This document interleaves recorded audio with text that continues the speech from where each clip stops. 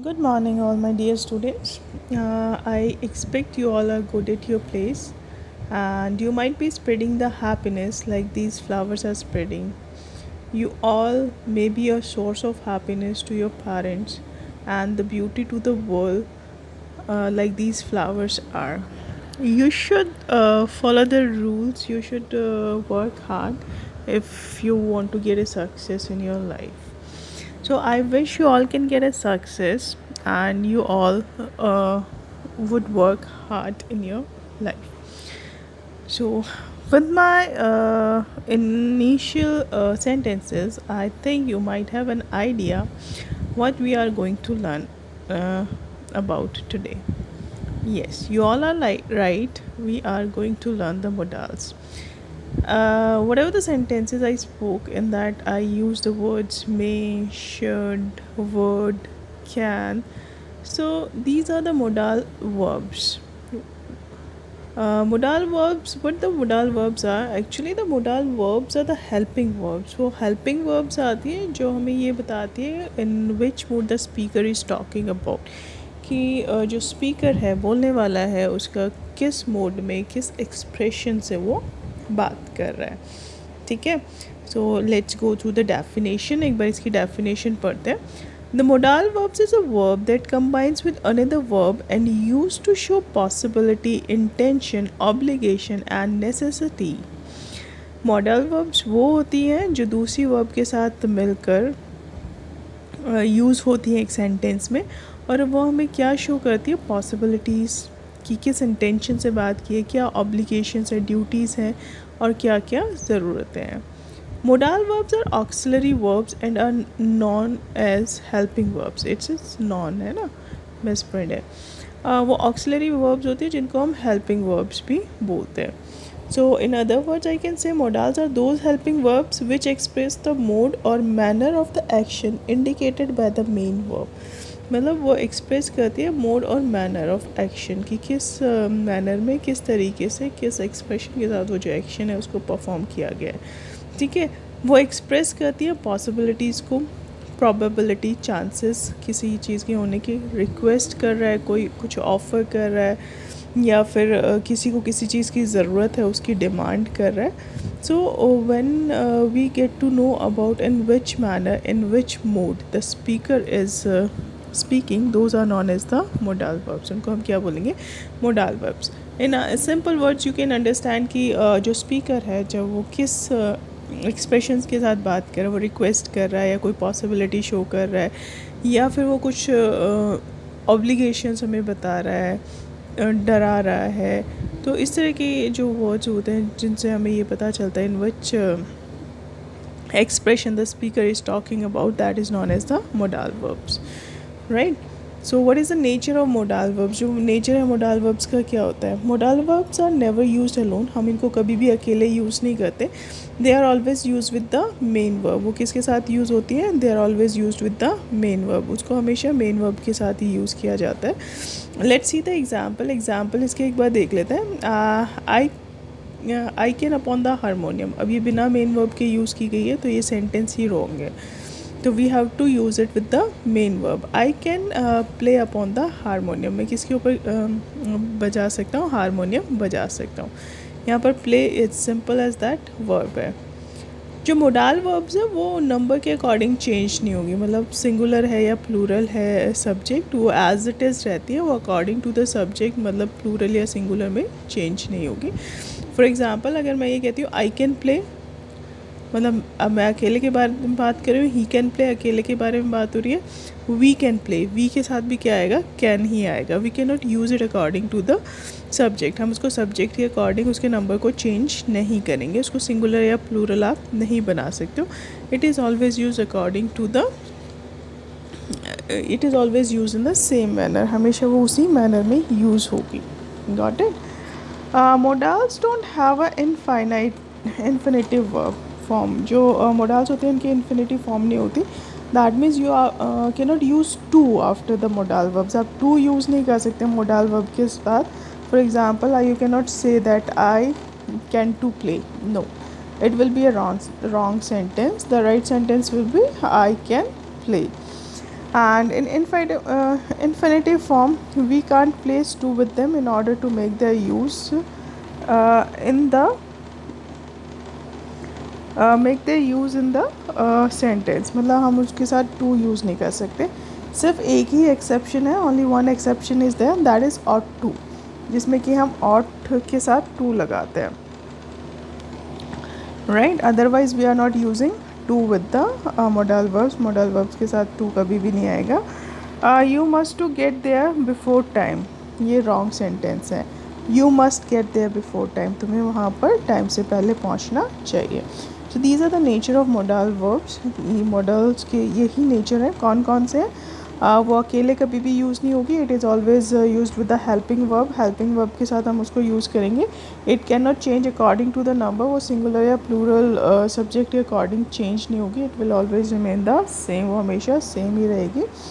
And the third one is that we can not use it in infinitive form. हम उसको infinitive form में use नहीं कर सकते. We can not use to along with them. To हम उसके साथ यूज़ नहीं करेंगे. Only one exception is there. सिर्फ एक ही एक्सेप्शन है जहाँ पर हम ought to यूज़ करते हैं. Fine. Otherwise in rest of the modal verbs we are not using it. Fine. Let's start. Everybody knows that how many types of modal verbs are there. You can count them: can, could, shall, should, may, might, will, would, need to, ought to, must, have. These are the modal verbs. ये जो सारी होती हैं ये modal verbs होती हैं.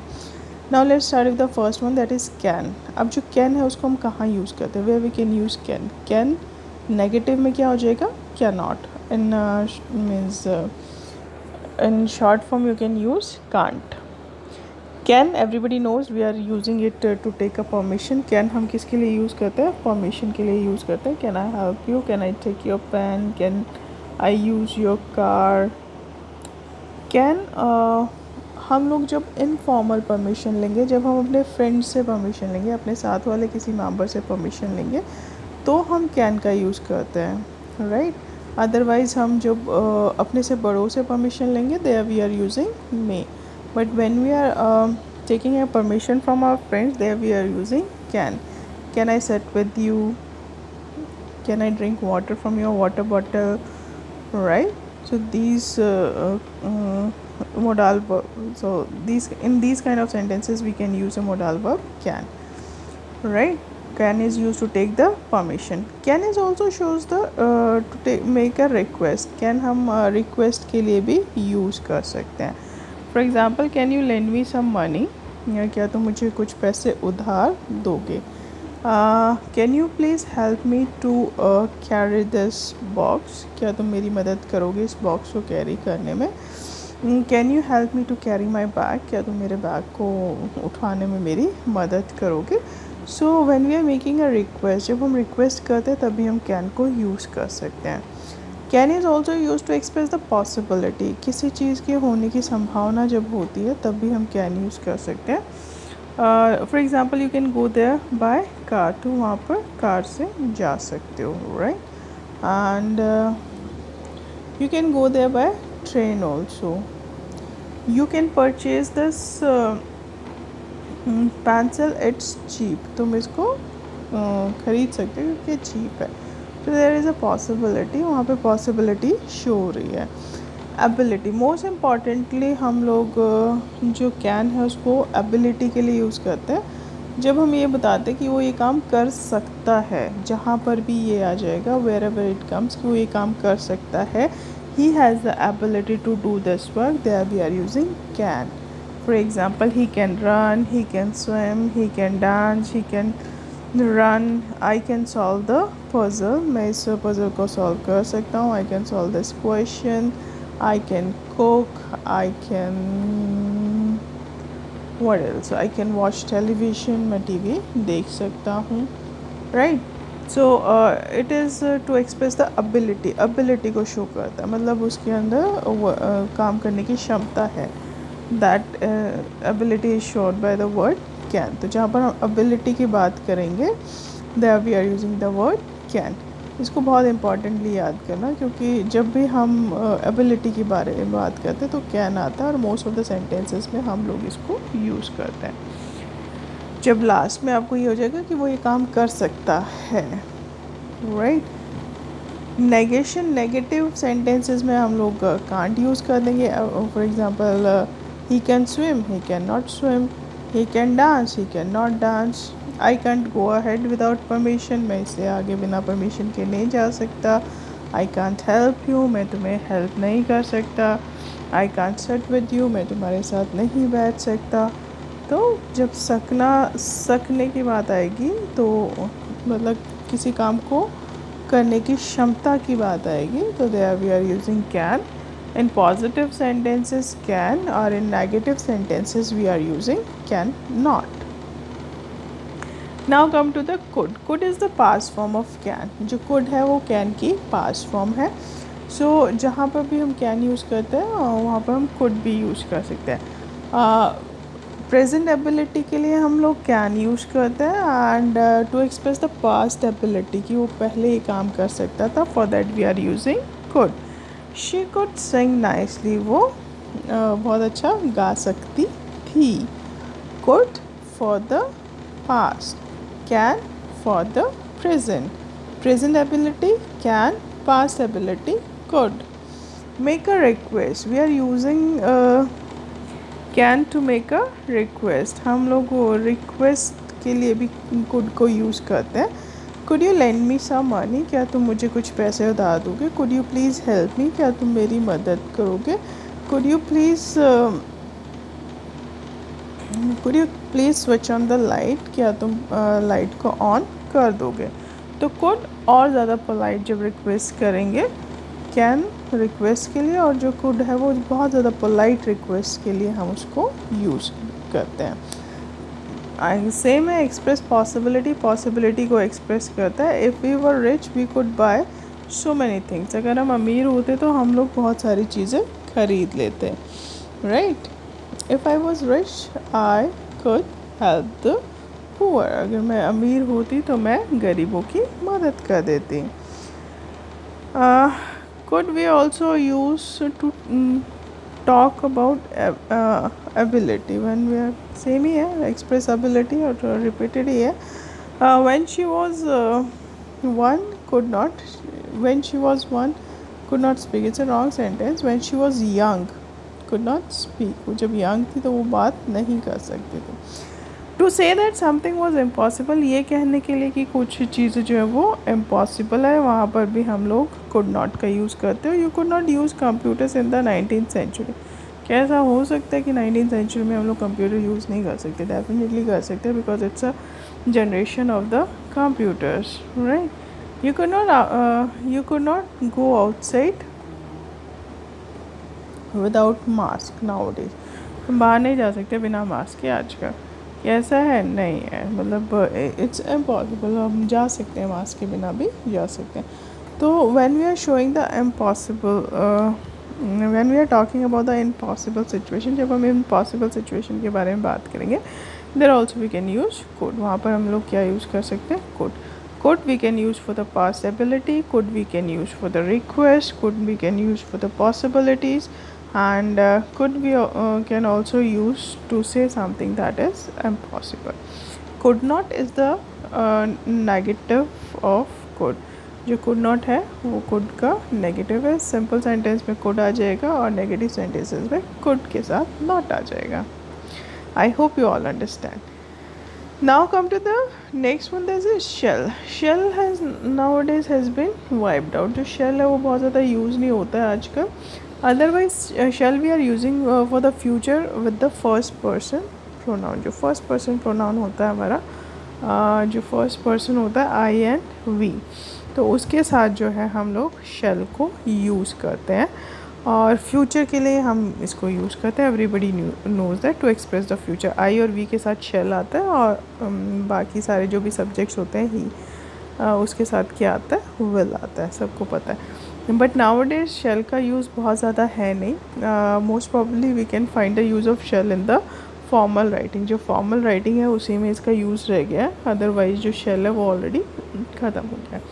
But where we are using the shall, जो shall है उसको हम कहाँ पर यूज़ कर रहे हैं? We are using it to express the future, as simple as that, we shall help you, हम तुम्हारी मदद कर देंगे।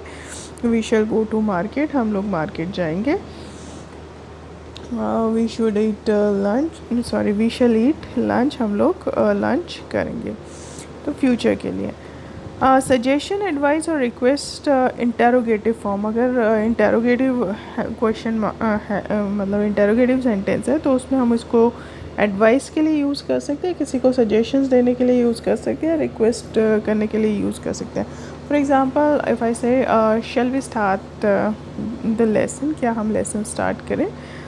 Shell we start the next chapter, क्या हम नेक्स्ट चैप्टर स्टार्ट करें? तो इट्स जस्ट एन रिक्वेस्ट है, एडवाइस है, राइट। टू एक्सप्रेस कमांड, हम शेल को सेकेंड और थर्ड पर्सन के साथ यूज़ करते हैं। जब हम इसको यूज़ करेंगे तो कैसे सेंटेंसेस में यूज़ करेंगे? जब हमें किसी को कमांड देनी है, किसी को थ्रेट, डराना है, वार्निंग देनी है, प्रॉमिस करना है या डिटर्मिनेशन शो करनी है, तो हम इसको सेकेंड और थर्ड पर्सन के साथ यूज़ कर सकते हैं। Let's see the example, they shall fight tooth and nail, मतलब वो उनको टूथ और नेल की, टूथ एंड नेल मतलब डिटर्मिनेशन शो कर रहा है, स्ट्रॉन्ग डिटर्मिनेशन शो कर रहा है कि उनको जो है बहुत अच्छे से लड़ना चाहिए। They should have a big fight, उनको बहुत लंबी फाइट करनी चाहिए। Shall is often use to make suggestion, जो शेल है मतलब हम लोग उसको सजेशंस देने के लिए यूज़ करते हैं। Offer to ask for advice, या फिर अगर हमें किसी को एडवाइस देनी है, किसी से कुछ पूछना है तो भी हम शेल का यूज़ करते हैं। It is use with first person singular and plural, सबको पता है फर्स्ट पर्सन सिंगुलर और प्लूरल के साथ यूज़ करता है। We are using it with I and we.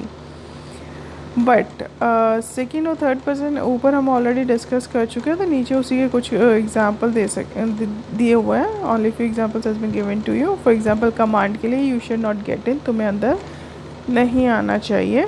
You should not plug the flowers, तुम्हें फ्लावर्स नहीं तोड़ने चाहिए। तो यहाँ पर क्या है? कमांड है, उनको बोला जा रहा है कि तुम्हें ऐसा नहीं करना है। You should not go out of the class, तुम्हें क्लास से बाहर नहीं जाना है। तो I am giving you the command, मैं आपको वो कमांड दे रही हूँ, आपको ऑर्डर दे रही हूँ जो कि आपको फॉलो करना है। Next is threat. थ्रेट जब हम किसी को धमकी देते हैं तब भी हम जो शेल है वो उसको यूज़ कर सकते हैं।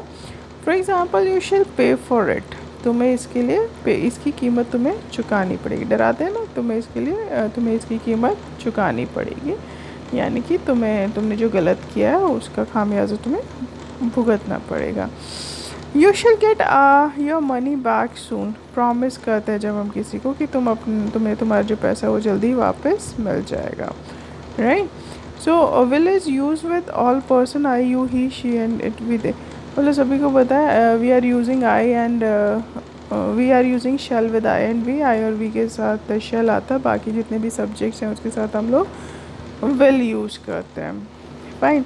लेकिन शेल हम थर्ड पर्सन प्रोनाउन के साथ तब यूज़ करेंगे when we have to give the command, when we have to threat somebody, when we have to do a promise, or when we are giving some kind of advice, then we are using shall along with the second or third person pronoun. Shall, should is the past form of shall, जो should है वो shall की past form है। should we are using for the duty and obligation and desire, जब हम कोई अपनी इच्छा दिखाते हैं, जब कोई हम किसी को ड्यूटी बताते हैं, जब उनकी ऑब्लिगेशन समझाते हैं, तो वहाँ पर हम should यूज़ करते हैं। you should follow the rules, तुम्हें जो रूल्स हैं उनको फॉलो करना चाहिए। You should not break the rules, तुम्हें रूल्स जो है उनको ब्रेक नहीं करना चाहिए। You should listen your parents, right, तुम्हें क्या करना चाहिए? अपने पेरेंट्स को सुनना चाहिए। यू शुड बी डिसिप्लिन, तुम्हें कैसा होना चाहिए? डिसिप्लिन होना चाहिए। यहाँ पर आपकी ऑब्लिगेशन शो हो रही है, यहाँ पर आपकी जो ड्यूटी है वो बताई जा रही है कि आपको कैसा होना चाहिए? डिसिप्लिन होना चाहिए। We are using to give instructions और एडवाइस, जो शुड है हम उसको इंस्ट्रक्शंस देनी है किसी को या फिर एडवाइस देनी है तो भी हम इसको यूज़ कर सकते हैं। You should do your work, तुम्हें अपना काम करना चाहिए। You should not poke your nose in others business, तुम्हें जो अपना नाक है वो दूसरों के बिजनेस में नहीं घुसाना चाहिए, right. You should not watch television for a long time, तुम्हें जो टेलीविज़न है वो बहुत लंबे टाइम तक नहीं देखना चाहिए। यहाँ पर मैं इंस्ट्रक्शंस दे रही हूँ, आपको एडवाइस दे रही हूँ। All the student should sit in a proper line, जितने भी बच्चे उनको कैसे बैठना है, प्रॉपर लाइन में बैठना है। तो here I am giving the instructions, यहाँ पे मैं क्या दे रही हूँ, आपको इंस्ट्रक्शंस दे रही हूँ कि आपको इस तरीके से काम करना है। तो wherever we are giving the instructions or advice, we are using the word should. Next is to recommend actions, किसी को ये बताना कि मतलब उसको क्या एक्शंस लेने हैं। For example we should check the timings, हमें जो टाइमिंग्स है उसको चेक कर लेना चाहिए। We should go home now, हमें अब घर चले जाना चाहिए। So in this when we are recommending the action, जब हम एक्शंस को रिकमेंड करेंगे, बताएंगे, there also we are using should. Negation should का नेगेटिव फॉर्म क्या हो जाएगा, should not. You should not have misbehave, तुम्हें मिसबिहेव नहीं करना चाहिए। You should not have reply back to your parents, तुम अपने जो पेरेंट्स हैं उनको रिप्लाई बैक, उल्टा जवाब नहीं देना चाहिए। मतलब when we are giving the advice, जब हम किसी को एडवाइस करेंगे, उनको इंस्ट्रक्शंस देंगे, उनकी ड्यूटीज़ बताएंगे, then we are using the word should and the negative of should is should not. Next is will, everybody knows will we are using for the future, और विल हम किसके साथ use करते हैं, future के साथ use करते हैं। For example you will win, तुम जीत जाओगे। They will go to market, वो मार्केट चले जाएंगे। They will jump over the wall, वो जो वॉल है उसके ऊपर से जंप कर जाएंगे। So will we are using for the time reference, future के लिए हम इसको यूज़ कर सकते हैं। Along except I and we, I और वी को छोड़कर हम बाकी जितने भी सब्जेक्ट्स होते हैं उसके साथ हम क्या यूज़ करते हैं, विल यूज़ करते हैं। To express the determination, when we are showing that we are strongly determined, कि हम किसी चीज़ को लेकर बहुत स्ट्रांगली डिटरमाइंड है, अपने इंटेंशंस को क्लैरिफाई करते हैं, तो भी हम किसका यूज़ करेंगे, विल को।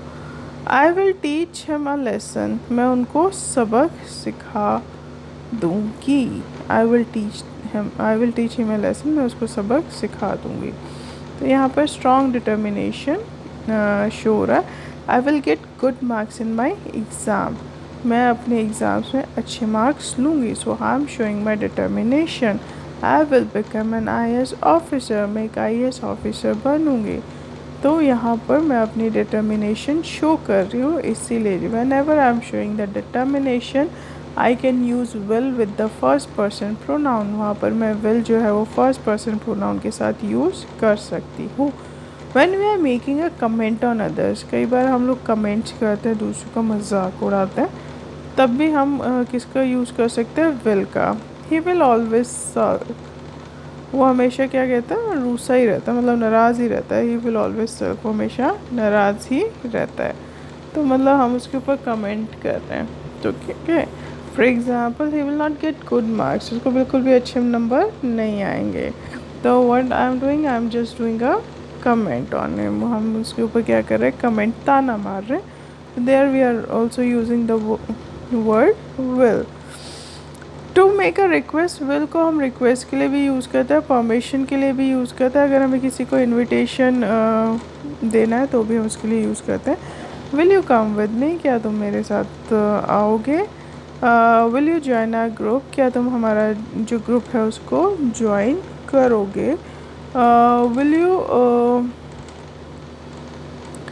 कम विद अस ऑन ट्रिप, क्या तुम हमारे साथ ट्रिप पर आओगे। तो जब हम रिक्वेस्ट करेंगे, परमिशन लेंगे या इनविटेशन इशू करेंगे, there also we can use will, वहाँ पर भी हम विल का यूज़ कर सकते हैं। If you are in doubt always use will, will is use with all person. तो जब आपको डाउट हो कि शैल यूज़ करना है, विल यूज़ करना है, तो हमेशा विल यूज़ कर लेना, because it always we can use it with all the subject, हम इसको हर एक सब्जेक्ट के साथ यूज़ कर सकते हैं। Next is would not, would और would not. Would is the past form of will, जो विल है उसकी पास्ट फॉर्म क्या है, वुड, और जब हम उसको नेगेटिव बनाएंगे वुड को, तो it will become would not. So where we are using would, अब हम वुड को कहाँ यूज़ करेंगे, to make a request, would is use to make a request. जो वुड है हम उसको किसके लिए यूज़ करते हैं, रिक्वेस्ट के लिए। जब बहुत ज़्यादा पोलाइट रिक्वेस्ट करेंगे, would you mind sitting here, क्या तुम यहाँ पर बैठ, मतलब क्या तुम्हें बुरा लगेगा यहाँ पर बैठने से। No, would you mind sitting here मतलब अगर तुम्हें बुरा ना लगे तो तुम यहाँ पर बैठ सकते हो, ठीक है। When we are making the request, would you please help me in mending my house, क्या तुम मेरी मदद करोगे मेरे घर को ठीक ठाक करने में। तो there also we can use would. Would you would you help him to complete his work, क्या तुम उसको हेल्प करोगे उसका काम कंप्लीट करने में। So when we are making a request, जब भी हम कोई रिक्वेस्ट करेंगे तो हम किसका यूज़ कर सकते हैं, we can use the word would. To express a determination, जब हम एक स्ट्रॉन्ग डिटर्मिनेशन शो करते हैं तो भी हम किसका यूज़ करते हैं, वुड का यूज़ करते हैं। For example, he would sit for hours studying his material, मतलब वो घंटों तक बैठा रहता है अपना जो पढ़ाई है उसको करने के लिए। तो वो क्या है कि मतलब वो डिटर्मिनेशन शो कर रहा है। He would work hard to achieve his target, मतलब अपने टारगेट को अचीव करने के लिए बहुत ज़्यादा मेहनत कर सकता है।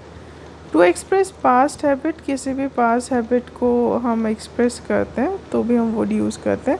He would grumble in such A situation, मतलब हमेशा क्या करता था, गुर्राने लग जाता था, दूसरों को डांटने लग जाता था इस तरह की सिचुएशन में। Would we are also using to express the wish, जब हम किसी विश को एक्सप्रेस करते हैं तो वहाँ पे भी हम क्या यूज़ करते हैं, वुड यूज़ करते हैं। I wish you would not chatter so much, मतलब मैं उम्मीद करता हूँ कि तुम बहुत ज़्यादा बातें ना करो, मतलब विश करता हूँ कि तुम बहुत ज़्यादा बातें ना करो, right. I wish you would not chatter so much. I wish you would get good marks in your final exams, तो मतलब यहाँ पर मैं क्या कर रही हूँ, विश कर रही हूँ। I wish you would you would get success in your life, कि तुम अपनी लाइफ में तुम्हें क्या मिले, सक्सेस मिले। तो I am expressing my wish, यहाँ पर मैं क्या कर रही हूँ, अपनी विश को एक्सप्रेस कर रही हूँ। तो जहाँ पर भी हम अपने विश को एक्सप्रेस करेंगे तो वहाँ पर हम क्या यूज़ करेंगे, वुड। और नेगेटिव सेंटेंसेस में क्या हो जाएगा, would not. To express an imaginary situation, जब हम किसी चीज़ को इमेजिन कर लेंगे। For example, I would go to London someday, कि मैं एक ना एक दिन जो लंदन है वो चला जाऊँगा। I would become rich one day, एक दिन मैं क्या बन जाऊँगी, बहुत अमीर बन जाऊँगी। I would own a Ferrari next year, next year मेरे पास क्या आ जाएगी, एक फरारी आ जाएगी। तो I am just doing the imagination, मैं सिर्फ उस चीज़ को इमेजिन कर रही हूँ, it is not in the reality, वो रियलिटी में नहीं है। दैट्स ऑल फॉर टुडे, आज हम इतना ही करेंगे। बाकी की जो मोडाल वर्ब्स है, मे, माइट और need not, must no, that we will do tomorrow, बाकी हम कल करेंगे। So that's all for today, thank you and I hope you all understand the lesson, सबको समझ में आ गया होगा। Still if you are having any confusion you can ask me any time, किसी को कोई भी कन्फ्यूजन है तो बेटा डोंट हेजिटेट टू आस्क, बिल्कुल भी हेजिटेट नहीं करना है पूछने में। You can ask any kind of question, किसी भी तरह का क्वेश्चन आप जो मोडाल वर्ब से रिलेटेड है वो पूछ सकते हो। Fine, I wish you all would understand the chapter. अब यहाँ पे मैं पॉसिबिलिटी शो कर रही हूँ कि मतलब इमेजिनरी सिचुएशन है कि आई विश कि आप सबको ये चैप्टर जो है वो समझ में आ गया होगा। Got it? So go through them, इनको एक बार रिवाइज कर लेना। Rest of the modal verbs we will do tomorrow, बाकी हम कल करेंगे।